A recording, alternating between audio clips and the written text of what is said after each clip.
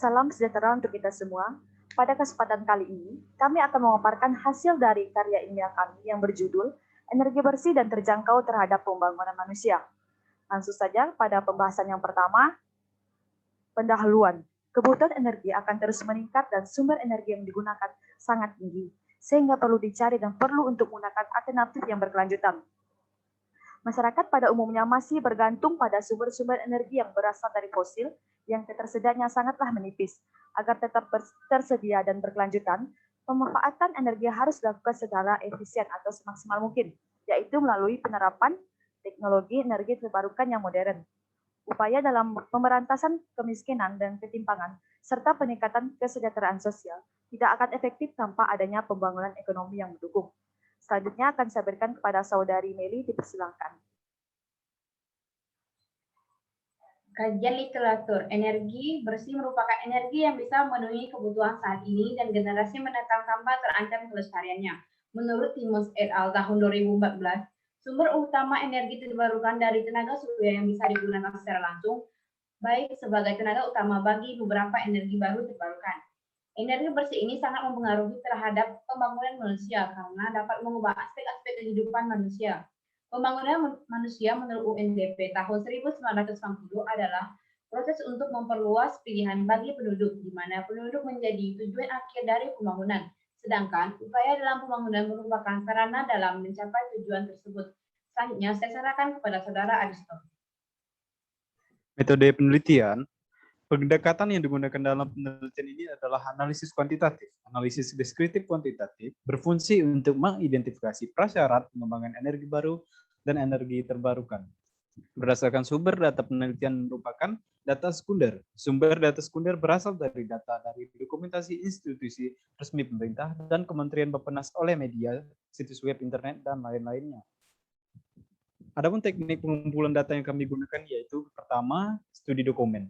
Kami menggunakan metode studi dokumen karena tidak ditujukan langsung kepada subjek penelitian. Yang kedua, studi pustaka. Kami melakukan pengumpulan data dan informasi melalui dokumen-dokumen, yaitu dokumen tertulis maupun dokumen elektronik yang dapat mendukung dalam proses penulisan. Indonesia memiliki angka rasio elektrifikasi perdesaan mencapai 99% atau meningkat signifikan 84% dari tahun 2014. Meskipun begitu, masih ada 433 desa di Indonesia yang belum teraliri listrik. Berikut adalah tabel desa di Indonesia yang belum mendapatkan fasilitas listrik negara menurut laporan pemerintah per April tahun 2020, yang merupakan daerah timur bagian Indonesia. Pemenuhan kebutuhan listrik dapat dilakukan dengan memanfaatkan energi alternatif sesuai dengan ketersediaannya sumber energi yang ada. Salah satunya adalah panel surya. Berikut adalah rumus perhitungan PLTS. Perhitungan dilakukan dengan menghitung luas atap bangunan sebagai pengganti luas panel surya. Untuk hasil dan pembahasan akan dilanjutkan oleh Saudari Gresiska. Baiklah, akan saya lanjutkan. Dengan adanya tujuan SDGs, ketergantungan masyarakat akan bahan bakar fosil diperkirakan akan berkurang. Kendaraan dan kegiatan industri akan menggunakan sumber energi listrik berasal dari pembangkit yang menggunakan energi terbarukan, seperti angin dan matahari pada tahun 2050.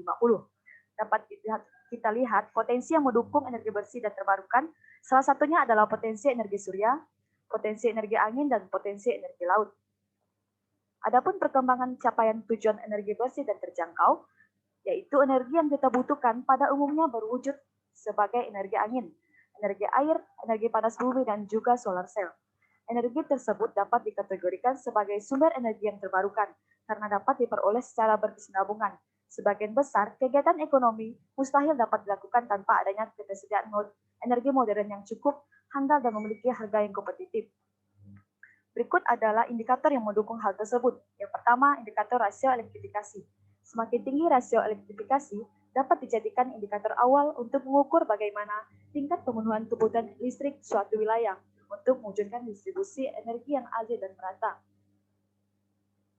Selanjutnya, indikator konsumsi listrik per kapita. Saat mengalami peningkatan, konsumsi listrik per kapita pada tahun 2018 dan 2019 masih belum mencapai target yang ditargetkan pemerintah. Dengan begitu, pemerintah harus menjamin ketersediaan energi yang memadai yang dapat ditunjang dengan pemanfaatan energi terbarukan. Selanjutnya akan saya berikan kepada Saudari Meli, dipersilakan. Indikator jumlah sambungan jaringan gas rumah tangga. Pada tahun 2019, sambungan gas rumah tangga meningkat menjadi 538.000 atau meningkat sebesar 16,7% dibandingkan tahun sebelumnya. Jika dibandingkan dengan target, jumlah sambungan gas rumah tangga telah mencapai target pada tahun 2019 yaitu sebesar 374.000 sambungan. Yang keempat, indikator rasio penggunaan gas rumah tangga. Penggunaan LPG sebagai bahan bakar gas rumah tangga harus disesuaikan dengan kuota yang telah ditetapkan di APBN agar tidak berisiko terhadap kondisi keuangan negara. Dalam rangka menekan penggunaan LPG merupakan barang impor, pemerintah telah berkomitmen untuk melakukan percepatan pembangunan jaringan gas rumah tangga. Yang kelima, indikator bauran energi terbarukan. Penggunaan energi fosil yang mendominasi bauran energi akan menyebabkan tingkat keberlanjutan energi dalam jangka panjang semakin rendah. Selanjutnya akan dibacakan oleh Saudara Aristo. Kebijakan pemerintah, upaya yang dilakukan Indonesia dalam meningkatkan sumber energi baru dan terbarukan dilakukan melalui Peraturan Menteri Energi dan Sumber Daya Mineral Nomor 12 Tahun 2017 tentang pemanfaatan sumber energi terbarukan untuk penyediaan tenaga listrik.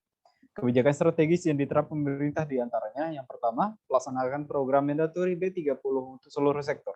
Yang kedua, pencampuran bahan bakar minyak RON 92 di Jawa Timur dalam rangka mengupaya pengadaan bahan bakar nabati jenis bioetanol. Yang ketiga, percepatan pembangunan PLTSA di 12 kota terpilih.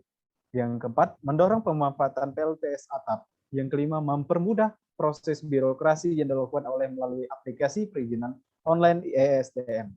Yang keenam, meningkatkan pemanfaatan sumber energi terbarukan guna mengurangi ketergantungan terhadap fosil.